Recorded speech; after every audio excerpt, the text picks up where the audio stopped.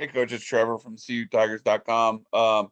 First time for most of your guys to play at Florida State and Tallahassee. You think you always have a bunch of guys from the state of Florida. You think your guys are pretty excited about playing in that environment? Oh yeah, absolutely. I mean, I think anytime you're in competition and you have the opportunity to go play in a great environment, it's fun. I mean, you love a challenge like that.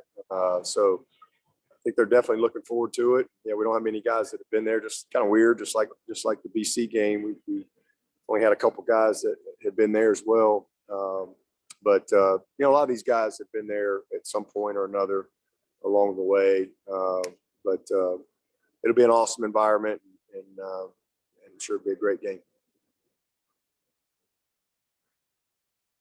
Coach, it seems like Phil Mafah has really come on the last couple of weeks. Had a big third down run to set up the last score against NC State, and a couple nice plays last week. How important is that, especially with Kobe being out right now?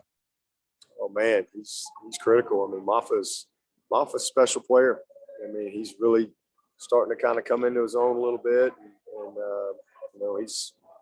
he is a great young talent, and he's going to have a lot of great days, in front of him throughout his career.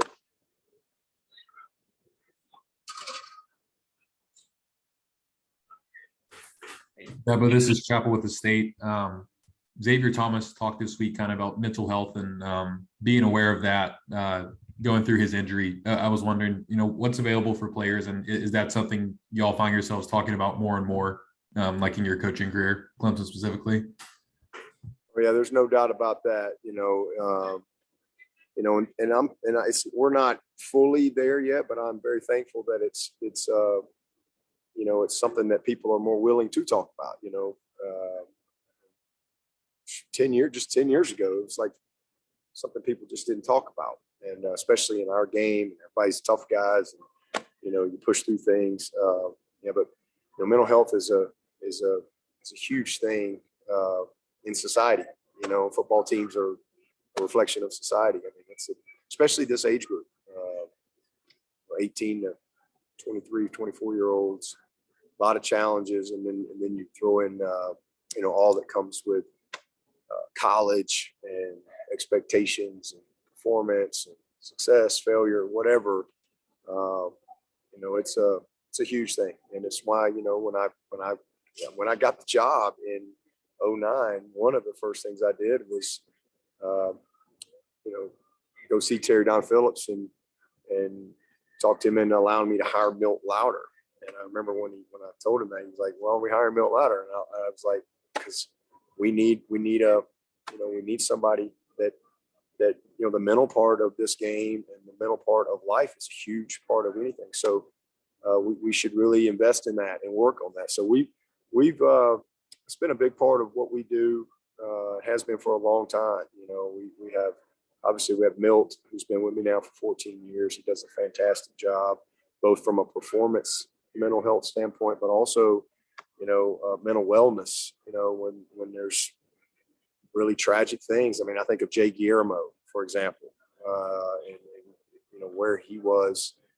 I didn't think I'd ever see Jay Guillermo again, and man, not only did I see him, he came back and man, he became a captain, and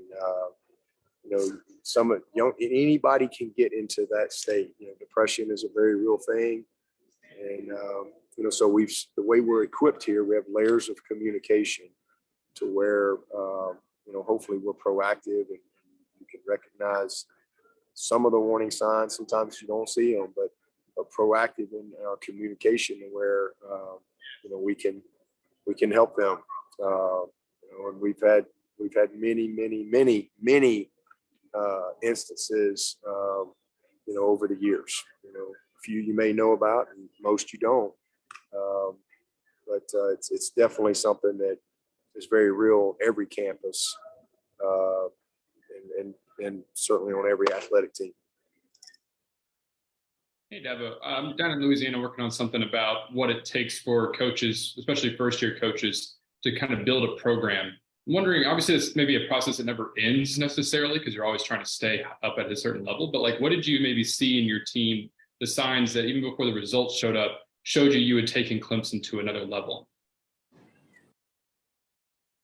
Well, I mean, you're right in that one aspect that you never stop building a program. I mean, I think once you start or think that you don't have to build anymore, I think you're going to decline quickly. So I think there has to be a mindset that you're always building. But I think the first thing is, I mean, you have to you got to be organized. You got to have a vision for what it's going to look like. You got to be able to instill that belief. And to do that, you have to have the right people who align with what you believe. And you have to have alignment from, the administration, board of trustees, everybody, true alignment in that vision and what you're trying to do. And, so there's a lot of decisions that have to be made. And then it's people, it's all about how you manage people and all that stuff. But as far as our program, honestly, I was an interim for 7 weeks, and so I had the opportunity to really see some growth. And we went 4-2 to finish up the regular season there. And I just saw these guys buying into what we wanted to do that year. But then when I got the job and you kind of have an off season and all that type of stuff. And, you just start seeing the buy-in, once you articulate what the standards are, what the expectations are. And then you reinforce those things daily. Slowly but surely you start to see the change. You start to see guys buying into that. It's hard because, to build a culture, to change a culture when you take a job, because quite frankly, nobody came there to, maybe except for a few freshmen that just came in on their signing class. Nobody came there for you to be their head coach. So I think when you start to, you change the culture through graduation, through discipline, through accountability, and through relationships is what I believe. And when you start to see those things start to come together and kids starting to buy into the little things and really working toward the standard that you've set, I think that's where you see progress. And for me personally, it was 2010, and it was our worst year. Our first year, it wasn't great, but we won our first division championship, won 9 games, went to the ACC championship game for the first time. And so, I could really see, and that was big because guys got a little bit of a taste of success. We won our bowl game. And then 2010, we lost 5 games by 6 points or less. And I just remember vividly, because you start to find out where you are culturally, where you are programmatically, when you see how people handle adversity. It's easy when it's all good and everybody's winning and there's not a lot of criticism and, all that. But when you go through that, and then maybe you have to make some tough decisions as well. But yet you see, the chemistry. And I remember coming out of that 10 season, in fact, I said, I think we're getting ready to have the winningest decade in Clemson football history. And I was more convinced than ever after that 2010 team, and we won 6 games. But again, we lost to the national champion that year, Auburn, in overtime. We lost at Florida State on a 55-yard field goal with 2 seconds. I just saw the kids competing, and as the adversity came, they grew closer together. And I think that's when you know that you're heading in the right direction. And I don't think because it's easy when it's all good, but when you have some adversity, you see where the warts are, and you really see and feel all the work that's been put into building your program, to building your team, and how that stuff can hold up. I'll never forget, we lost our bowl game that year. I wasn't even in the locker room, and we had players in there just, that were leaving, that were gone, that were done, didn't have another practice, another game. And I just, they were in there, remember Tim Beret coming in and I was down. He comes in and he's like, "You should listen to that." And and these guys are out there and they're just challenging those guys coming back that, hey, we're on the right track. Keep stay the course. Believe in what we're doing. And man, we come back the next year and we won the ACC. So people always ask me when you see, but to me, it was more when the adversity came. That's where I saw us take a step as a program, and and then we went from there. I don't know if that helps. Oh, sorry. Go ahead. Yeah. So I was just gonna say, this is Matt. Just with Blake Miller, this will probably be the toughest environment, crowd noise wise that he's played in. Do you have to do anything this week to try to get those guys and some of the other freshmen ready to practice this week? I mean, a lot of noise, for sure. A lot of noise. That's the best thing you can do is try to make it as unrealistic in practice as you can, so that when they get there, they're not overwhelmed by that. It'll be loud and all that. It'll be a great environment, but you just try to prepare them for the type of focus that they have to have, to execute what we need to do, and then they got good players, so make sure you get enough good on good type work during the week so that they're ready, they're sharp. Hey, Coach, it's Trevor again. If I heard you right yesterday, it sounds like you might have everybody back on defense with the exception of maybe Sheridan Jones. You've had like 4 to 7 defensive starters out every game this year. How excited are you about maybe just seeing all those guys back together? I'm really excited. I'm super pumped, to have all hands on deck. And we've kind of, they've all been there at one point or another, but it just, but having everybody available at one time, really haven't had that just yet. So, hopefully, we'll be able to really play at a high level and play sharp, play smart, keep guys fresh. And but we got a tough challenge on our hands, especially with this quarterback they got. But it's great. I'm really happy to have Brian back. I'm excited for him. Obviously, he's been through a lot.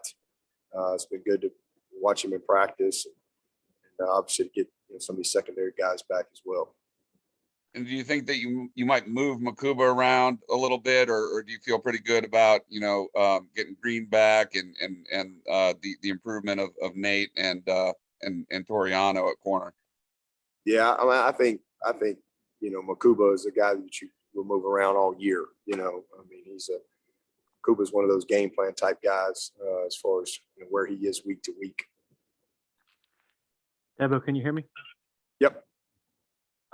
This is Larry. It seems like Florida State has done a really good job this year of limiting explosive plays with their defense. I think in recent years, they've not been very good at that. Just curious from your observation, what are the ingredients to them sort of shoring that up so far this year? Well, they're just, they're in their system for a couple of years. I mean, they've got some experienced guys. I think they have, I think it's 7 starters back on that side of the ball. And then they bring in the Verse kid who's All-American where he's coming from. He's played a lot of ball. They just got good players. And again, those 2 safeties they're big time NFL dudes. They played a lot of ball. Both the corners, all 3 linebackers, really, really good players. And then same thing with the guys up front. They're just more experienced in their system, and those guys have done a great job coaching them up. But a lot more continuity, I think, with them this year than maybe what they've had. Dabo, it seems like they've got a pretty diverse group of receivers. Will this be kind of a good test for the defensive back to kind of see how far they've come since the Wake Forest game? Oh yeah, absolutely. I mean, they're a big challenge. 80's a very seasoned veteran, very good player. I really like his game. I think 4 he's a great slot. He does a lot of good stuff. He makes some competitive plays, back shoulder balls. They use him in a lot of different ways. And then that big number 14. I mean, he's a giant. I mean, he's just you can have a guy there, but making the play on him is hard. So they've definitely, and then their tight end is a really good player. They find him, use him. And I mean, they're a complete group, and they've got three of the best backs, that you're going to see. So and then a quarterback who can fly around. So it's they got really good personnel, and they know how to use their personnel to present challenges, to attack you and present challenges. So definitely will be a big task to, play well against these guys. Coach, I was going to ask you about those receivers. Do 80, 14, and 4 kind of remind you of what you've had over the years, just in terms of different body types and skill sets at receiver? Yeah. I mean, and then number 11 too. I mean, he started for him some last year. He's a really good player. And they got several guys, but I mean, they got guys that can do a little bit of everything. I think we got guys that can do the same. I think we got guys just like that can do just everything that we need them to do. But they're probably a little bit more experienced, than we are at this point. Outside of, well, even Ngata, he's getting his most experience this year. Obviously, Antonio's a young guy. Bo's still a year and a half into his career. So we got a good group, and they got a good group. Be a fun night to watch those matchups. With Ngata, just with him finally staying healthy consistently, just how nice has it been to see him go out and kind of play like the way you thought he would, and go out to make so many competitive catches? Yeah, it's been great. He's a handful. I mean, he really is. I'm proud of him. It's been fun to see him be able to practice every day and just be able to, get the reward for all the work that he's put in, and finally be able to stay healthy and stay on the field. And just really proud of him. He's bought into what he has to do to take care of his body, and has made a lot of big plays already. And hopefully there'll be a lot more to come in the second half. And I'll tell you, the biggest thing is his blocking. I mean, he has really, really been a factor for us, with his blocking. Really proud of just how hard he's worked to be a complete player. Coach, for years, offensive line has been a bugaboo for Florida State, but they look like a lot different group this year. Is that what you see on film? Yeah, they're much improved, for sure. They got 3 starters back that have now, played a lot of football for them. They brought in a couple transfer guys. So they're definitely just more seasoned, definitely the best they've been in a while.